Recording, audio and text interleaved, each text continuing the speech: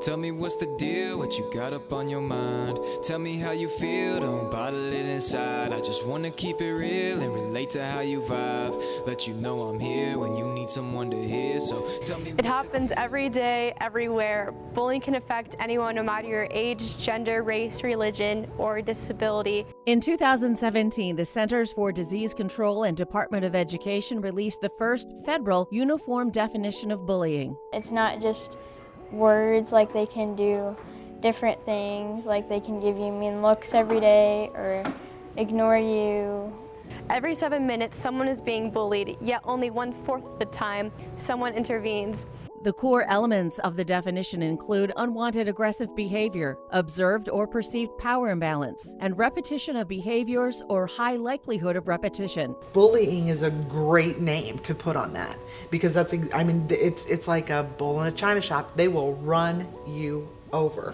Bullying is a repetitive action of disrespect towards others, whether it's verbal, physical, or cyberbullying. Bullies typically bully because they have been bullied themselves, they are jealous of your unique qualities, or they think that tearing down others will lift up their confidence. There are many different modes and types of bullying. The 4 types of bullying include broad categories of physical, verbal, relational, and damage to property.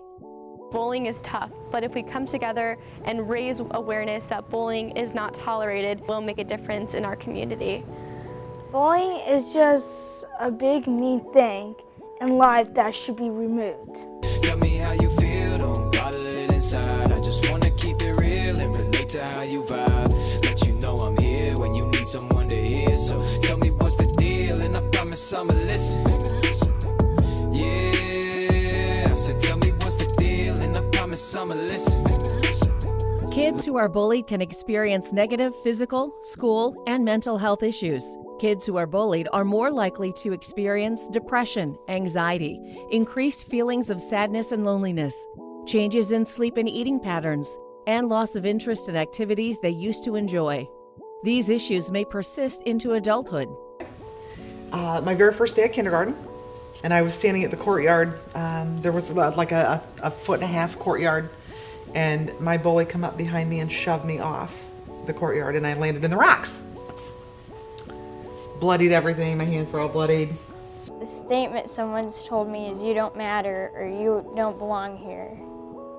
Like, I wanted to say, that's not true. But the other half of me was saying, I probably, should believe that, but I shouldn't. I tried sports, and that didn't work, because when you have this happening, you make yourself the least that you can be. You don't make yourself a target. Don't put yourself out there where anybody's going to actually pay attention to you. You want to fall into that shadow, and don't be the center. You can't be the center. So I played 1 year of sports, and that was enough for me, because that was an avenue for her to take. Well, it makes me feel awful, because we shouldn't be putting down human beings. I mean, we all go through problems in life, and we all have issues, and I think that we should bring each other up, not down. It is going on through text, through social media, through other channels that a lot of adults can't see. You can't physically reach out and touch it. It's something that's through the cyberspace. I've been bullied through the cyberbullying. I've been bullied through texting.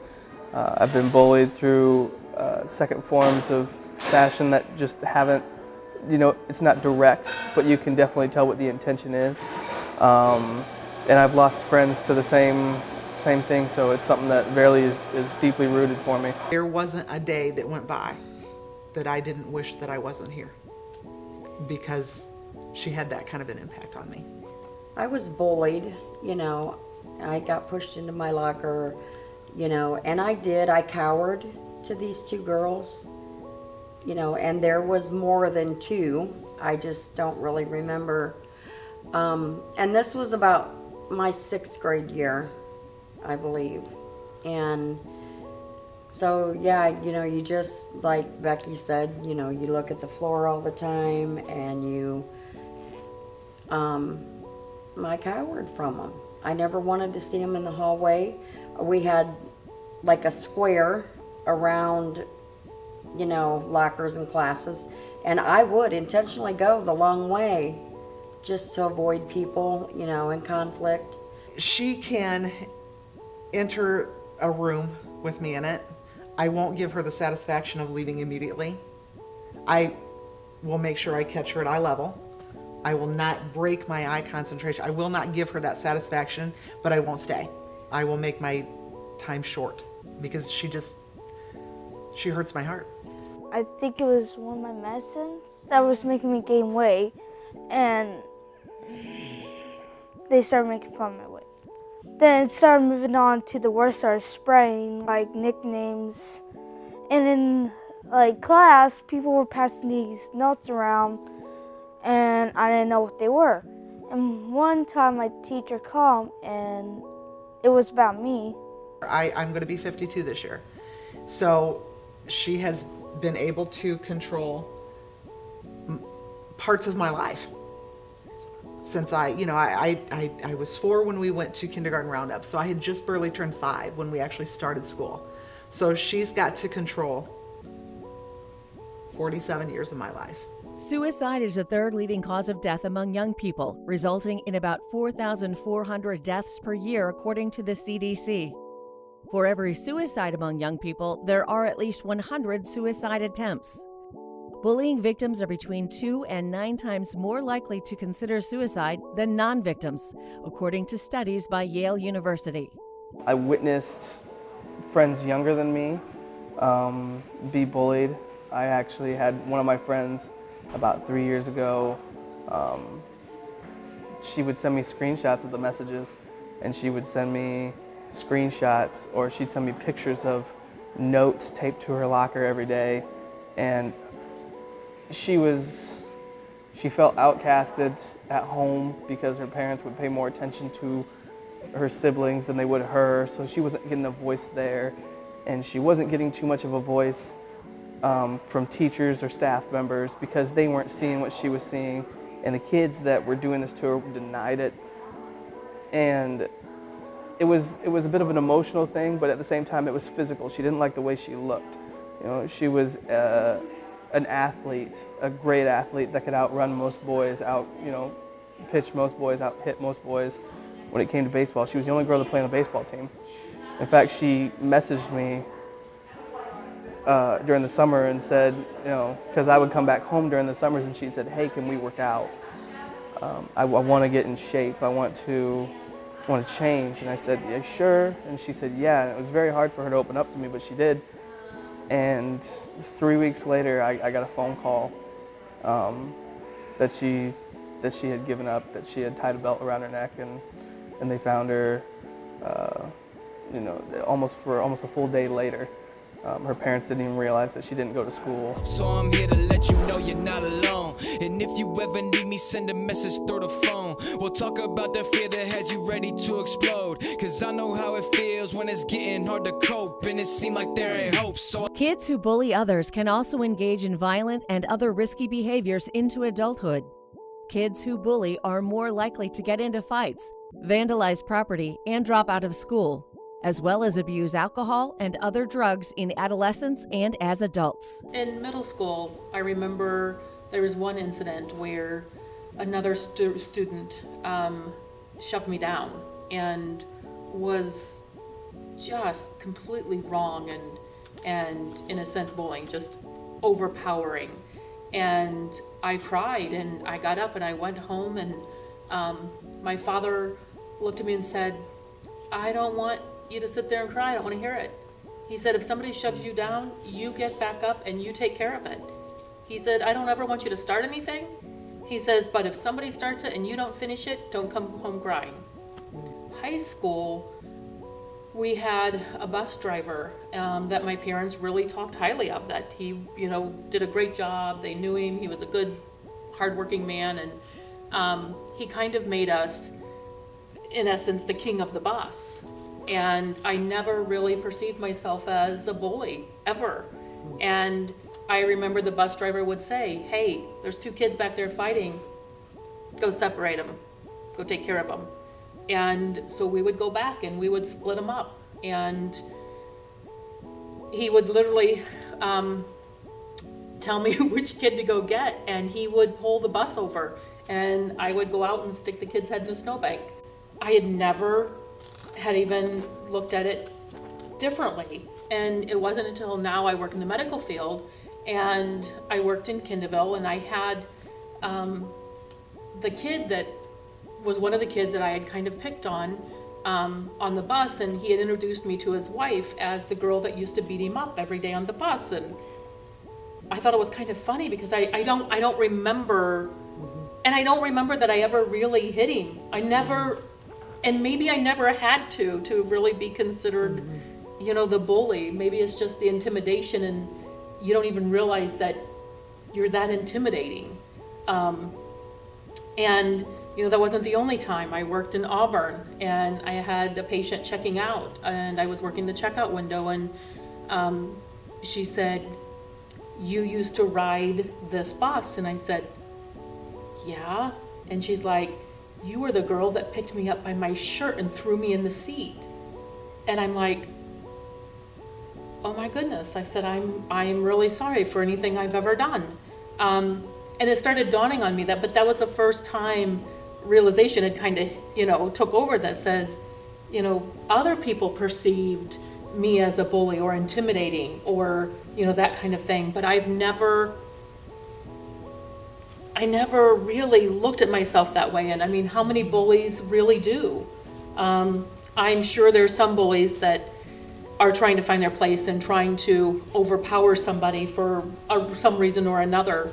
But then there's part of me that says, how many people have bullied, and yet, there's times that I've been bullied or that I feel like I've been bullied.